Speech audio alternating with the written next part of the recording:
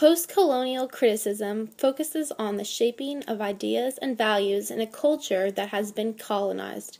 This criticism seeks to illuminate and showcase the complex relationships between a dominant and dominated culture.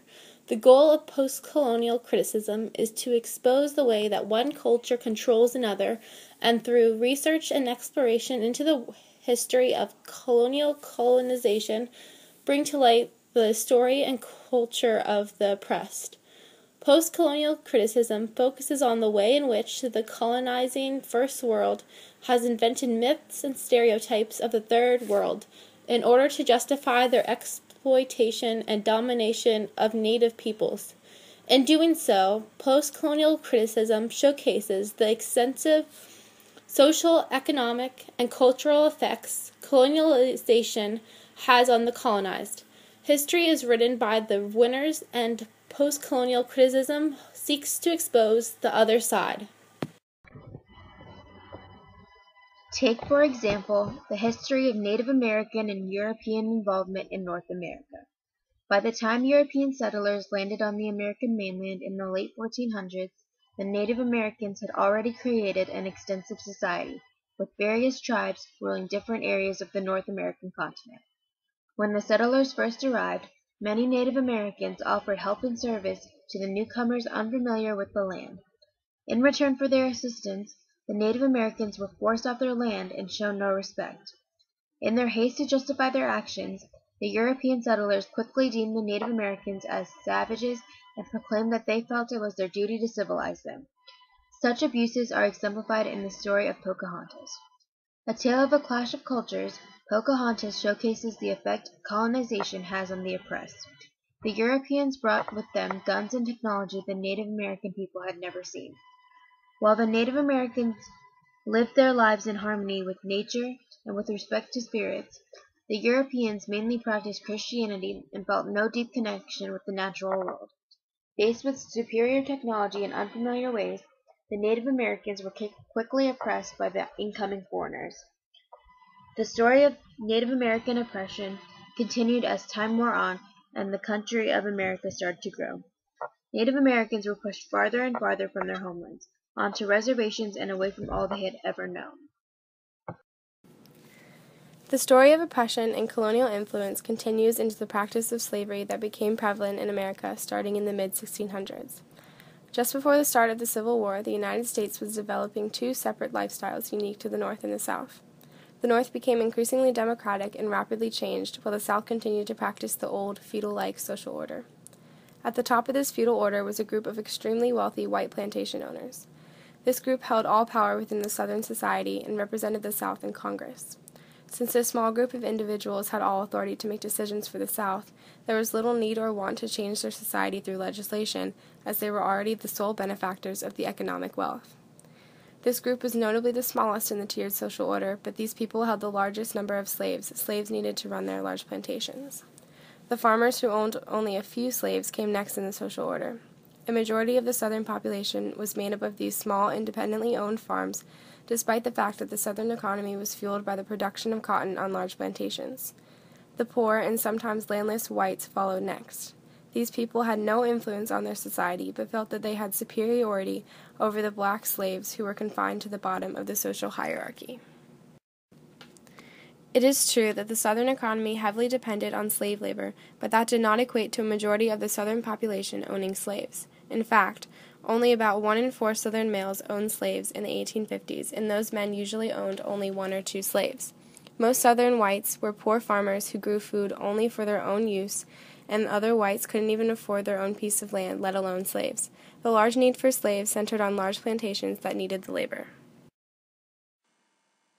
The issue of slavery in Southern society was contested as a social issue by the Northern society, but as an economic issue by the South, shown through the contrast of Northern and Southern society values and lifestyles before the Civil War. The North opposed the keeping of human beings against their will for labor uses, while the South did not consider slaves to be humans, rather property. Northern society therefore saw slavery as a moral issue and not an economic issue. The South relied heavily on the slave labor to fuel their economy as their number one export was cotton. The South also claimed that the demands of the industrial North contributed to the need for slave labor. The law defined slaves as property.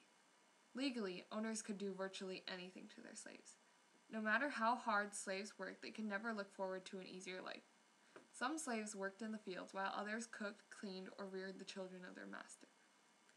Slave mothers taught their own children how to be quiet and respectful for their own sake. Having family ties gave slaves something to live for and cherish. However, slave owners could break up slave families by selling family members. Professional slave catchers found and returned runaway slaves. Slaves could be mauled by dogs, brutally whipped, or even killed. To many slaves, running away was worth the risk.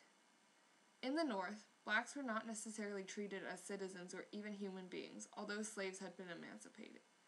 Before 1800, free African American men had nominal rights of citizenship.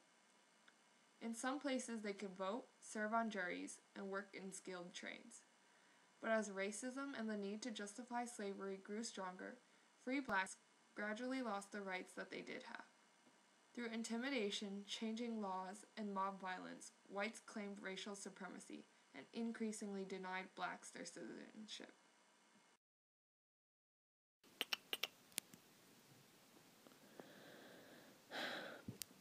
The concept of slavery and the societal organization of the South is a key component of Mark Twain's Huckleberry Finn.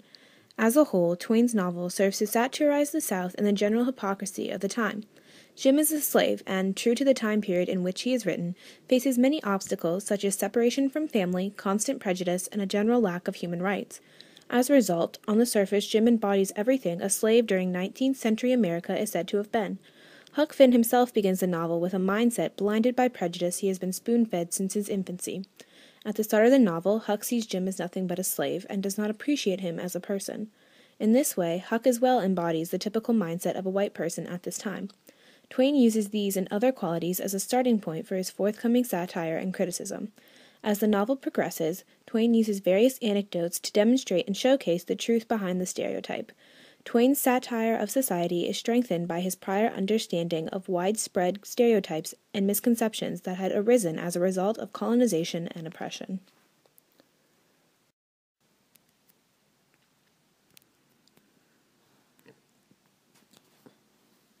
The culture of a society is constantly evolving and changing.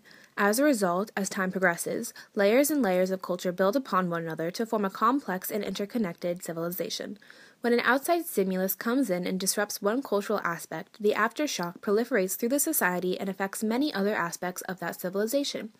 In this way, the disruption of colonization truly affects and completely alters the colonized region.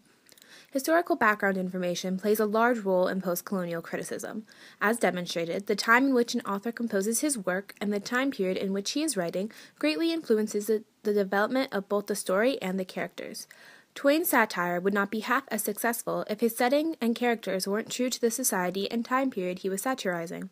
In this way, historical events and background information play a vital role in the successful development of Huckleberry Finn.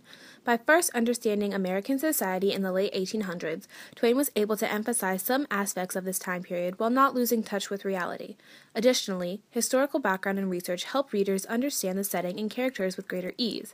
In order to explain why society in the late 1800s was the way that it was, one must look to the history books for illumination. However, the history books don't mention every detail of life back then. Generally, history books and textbooks offer a general consensus of what society was like at a given time. As a result, many aspects of history are rarely mentioned.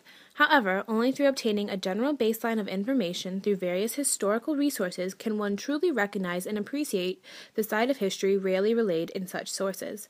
In other words, only through understanding the point of view of the oppressive colonizers can we appreciate the point of view of the oppressed.